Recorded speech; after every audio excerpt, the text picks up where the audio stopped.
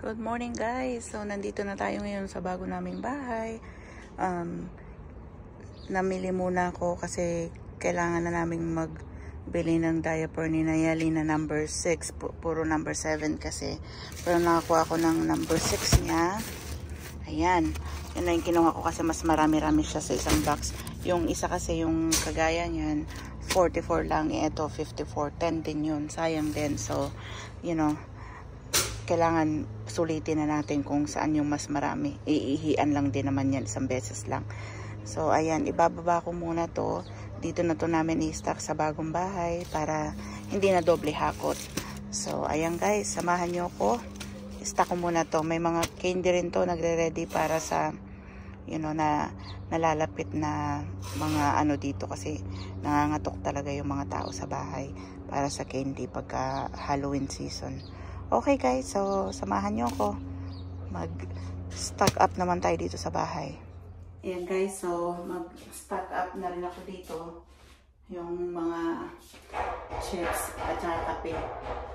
Pinagpupun ko to guys, so hindi to alam nila, itatago ko. Kaso mabubuksan din nila to. Malamang mauubos na to bago pa dapat ubusin. So,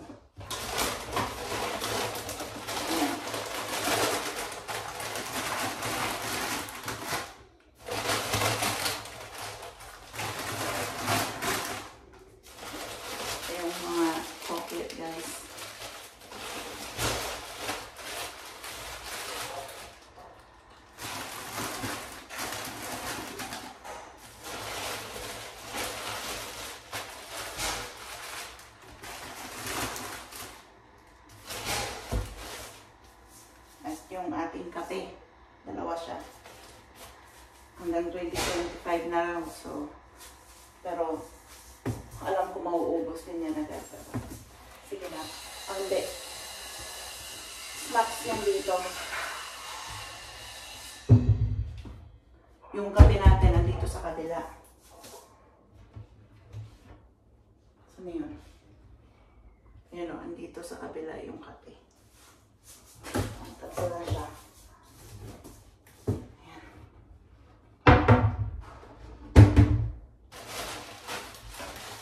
So, nakapag-stock na tayo. So, yung mga pamangkin ko ngayon, sabi ko, punta muna sila ng 4th hour. Kasi ang dami kong gagawin para mamaya mabalot ko pa yung mga dapat ibalot para nadalhin naman dito mamaya bago ko sila susunduin sa school. Pero mamayang gabi ko nadalahin dito. Pero pag uwi ko ngayon, magpabalot muna ako kung anong pang mga dapat kong gawin. So, ayan. May konting stocks na tayo dito. Basura. Ito naman, ilalagay natin. Ano ka ba guys? Ito talaga ang gamit kong sabon. Safeguard talaga. Kahit noong pa. Ewan ko ba. Sa katawan lang naman. Tapos, may sanitizer din tayo. Dito na natin ito iwanan. Para pag may darating magsa-sanitizer. Pero kung saan mo lalagay ko ito sa bathroom namin. Ayan guys, nilinis ko na to. Bali, dito ko lalagay yung mga extrang kumot. Mga linen. Tama ba yun? Basta yun na yun. Yung mga extrang kumot. Pero, pupunasan ko na sana siya guys. Kaso lang, wala pang pinto. Nagtatrabaho pa rin sila dito. So, yung alikabok, babalik din. Susubukan kong palagyan sa kanya ngayon ng pinto. Baka nandiyan naman yung pinto dati.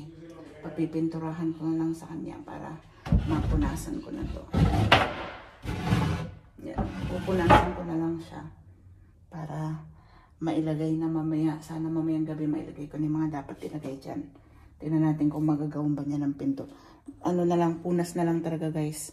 Alikabok na kasi nilagyan nila ng mga tools dito eh. So, maalikabok siya ngayon.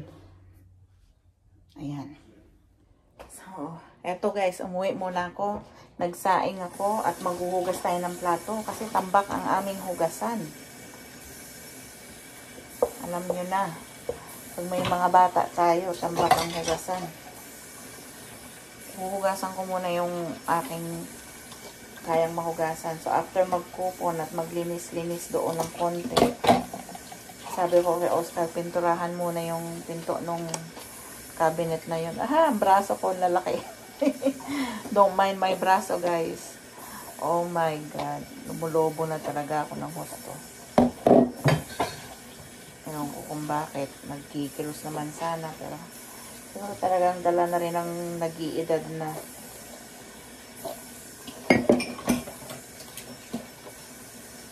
Hindi naman sabihin tatamad-tamad ako at di naman sabihin ang lakas ko kumain. O, tingnan nyo nga guys. O, past 11 na. Hindi pa ako kumakain. Ayun pa lang kasi ako nagsasaing. Siguro talagang yan na ang aking katawan. Pero ito try pa rin natin. Ibaling kahit malaki basta makapag-exercise lang tayo kahit konti para ano naman, hindi naman tayo magkaroon ng mga matitinding sakit. So medyo nagkakaedad na rin tayo, hindi na tayo bumabata. So pag uwi ko dito kanina guys, pinaliguan ko si Nayeli. Tapos ayan, pinatulog ko na siya. Ngayon nagsaing naman ako, hugas ng pinggan. Ganyan talaga ang buhay nanay. Kasi mamaya magsusundo na naman tayo ng mga chikiting. Pero sabi ko punta muna sila ng Fort R ngayon. Para hindi ako nagmamadali. And then tingnan natin kung ano pa yung ating pwedeng magawa sa ngayon. Gusto ko lang i-transfer kasi dun sa kabila guys yung mga kumot na hindi na ginagamit dito sa bahay para kahit papano nababawasan na yung dapat ilipat. Hindi kami mabigla kasi ang hirap pag nabigla maglipat. So, inuunti-unti ko lang. Total, pumupunta naman ako doon. Inuunti-unti ko lang.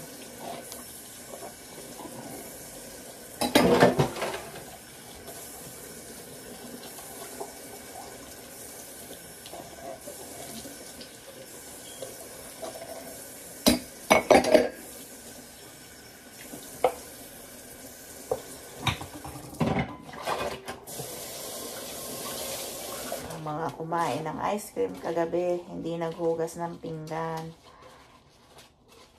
Ganun talaga, I guess. Ang nanay talaga lagi. Tingnan nyo nga guys, also, ilang minuto na yun, nagsabon pa lang ako ng hugasan.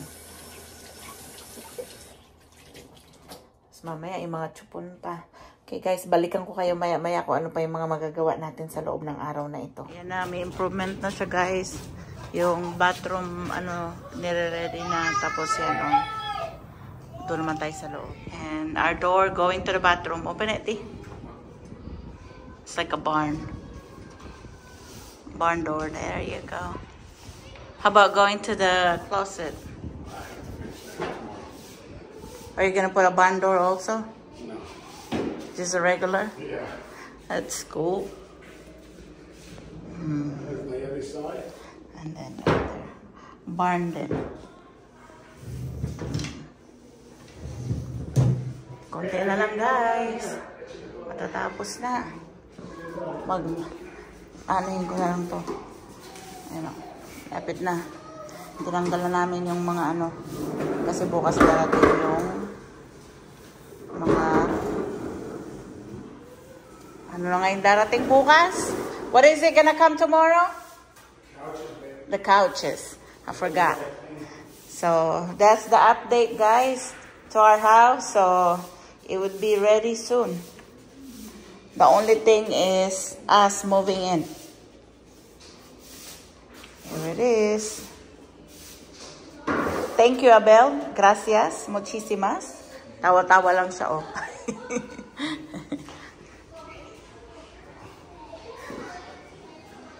Ayan naman ang kusina. Kunti na lang din, oh. Ayan ang kusina, guys. Actually, yung microwave na lang at saka yung anong kulang dyan. Ayan na. Sabi ko medyo off yung kulay, pero libre naman yan guys, so okay na lang, libre. Saan ka pa, diba, may libre.